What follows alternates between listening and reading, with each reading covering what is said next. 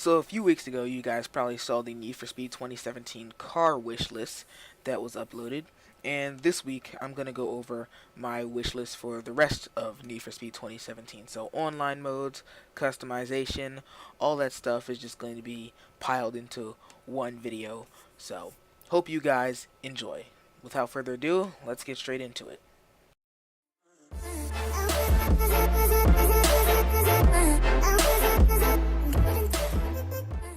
So seeing as how the trailer and gameplay teasers for Need for Speed 2017, or Need for Speed Payback is what we're calling it at this point, Need for Speed Payback trailers and everything have dropped already, which means that some of the stuff in this wish list that I originally might have had doesn't need to be considered because the trailers are already out, so we know that certain things are going to be confirmed.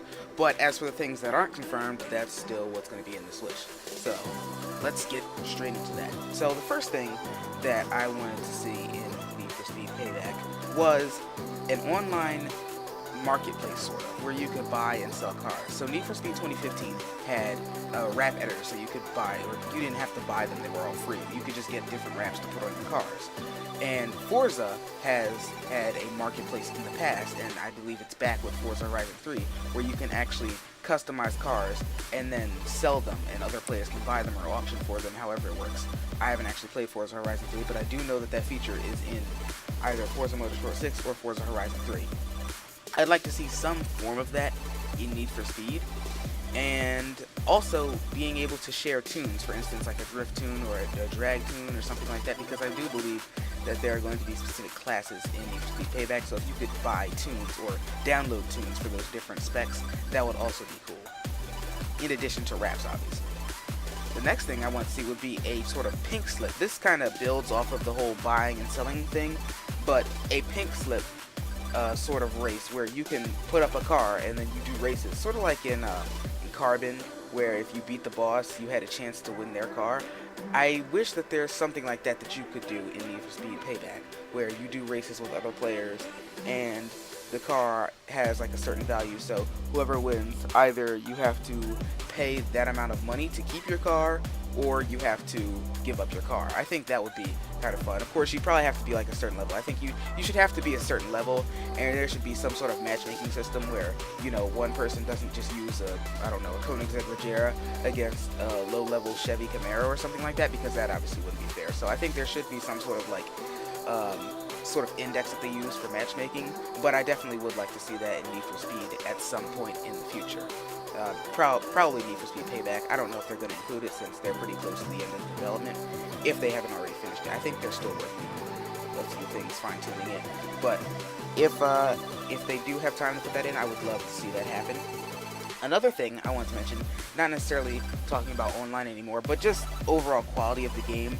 I noticed that in Need for Speed 2015, maybe not on console so much because I haven't played on console, but on PC, it is extremely buggy. And when I say buggy, I don't mean my car just goes flying everywhere. But what I mean is, and you'll see this on the screen now, that sometimes you'll just be driving and then the floor will disappear from under you. And I believe people have been talking about this since it came out, the PC version. But it has been a serious issue. I haven't beat the game specifically because of that fact. When I try and do a time trial or something like that, the ground just disappears and it takes like, you know, a good 10-12 seconds, and in a time trial that's a lot of time. So it has almost made the game unplayable for me, especially even if driving around in free roam. Sometimes I'll just fall through the ground and it just completely stops the game for about 12 to 13 seconds or something like that before I can get back on the road. So if you're driving around with friends, that could be an issue. I don't know how it is on consoles, but I would definitely like to see a bit more polished, a more polished PC version, I should say that, because on the Need for Speed 2015 release for PC, it was extremely buggy, at least the road was. At least maybe on my copy, I don't know, maybe it could just be an issue with well, I didn't even get a hard copy, so I really don't know what it could be, but whatever the case, I hope it's fixed in Need for Speed Payback. Now, I think the last thing that I'm going to include in the wish list is something that they already did in 2015, but I definitely would want them to continue. So, the free DLC and content updates, that was a great touch to Need for Speed 2015.